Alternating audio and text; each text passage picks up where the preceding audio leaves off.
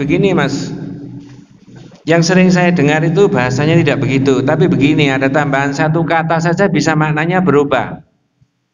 Bentar Pak ya, saya ulangi. Di masyarakat itu mohon maaf kalau ada yang berbeda pendapat, ditambahi dengan satu kata saja maknanya bisa berubah. Saya rubah kata-katanya. Para ustad, para kiai, para ulama ingkang tansah kawula taati. Ini bahasa Jawa. Ingkang tansah itu apa maksudnya? Nah,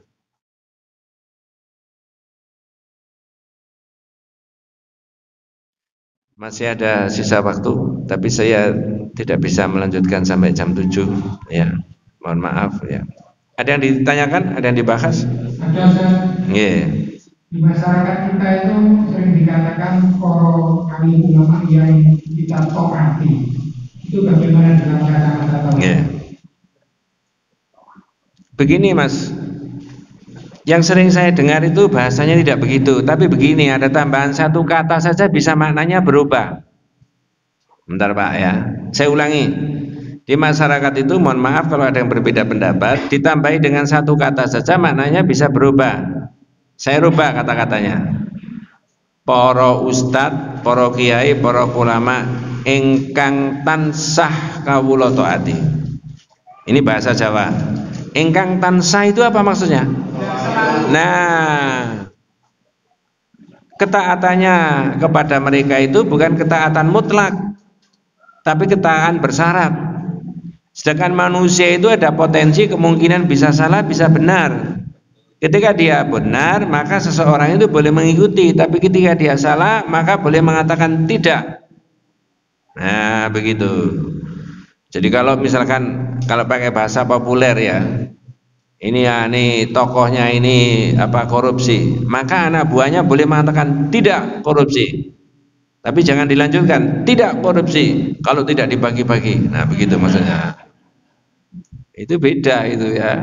Nah, jadi tidak mutlak, tidak ada kemutlakan itu.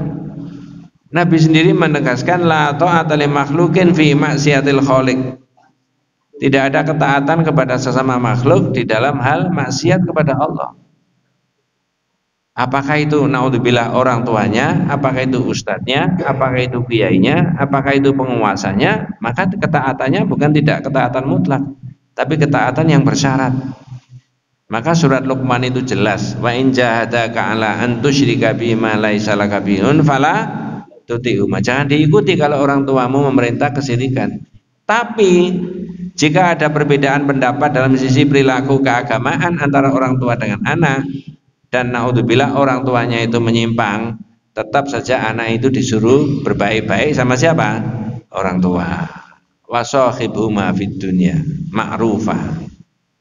Kira-kira begitu. Masyarakatnya nggak tahu, Ustaz. Jadi monggo saudara-saudara kita mengadakan rebo kasar. Ini masyarakat itu harus ngaji. Itu betul. Harus ngaji. Tradisi ngaji itu adalah bagian daripada kehidupan umat Islam.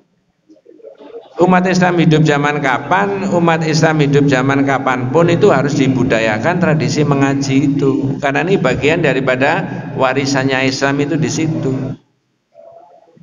Dan di internal Muhammadiyah sendiri Pak Air Fakhrudin mengatakan Muhammadiyah itu besar karena pengajian. Apalagi ranting ini dianggap ranting yang paling produktif. Itu salah satunya adalah karena hidupnya apa? Pengajian.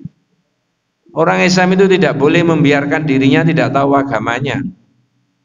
Coba diberi Allah umur 30, 40, 50, 60, 70, tidak sama sekali tidak dipakai untuk taklim. Lalu dipakai apa? Caranya dia mengetahui agamanya bagaimana? Bukan hanya mengetahui, caranya mengamalkan agamanya bagaimana? Bisa diduga. Kalau begitu ngawur ya. Tahawur ya. Allah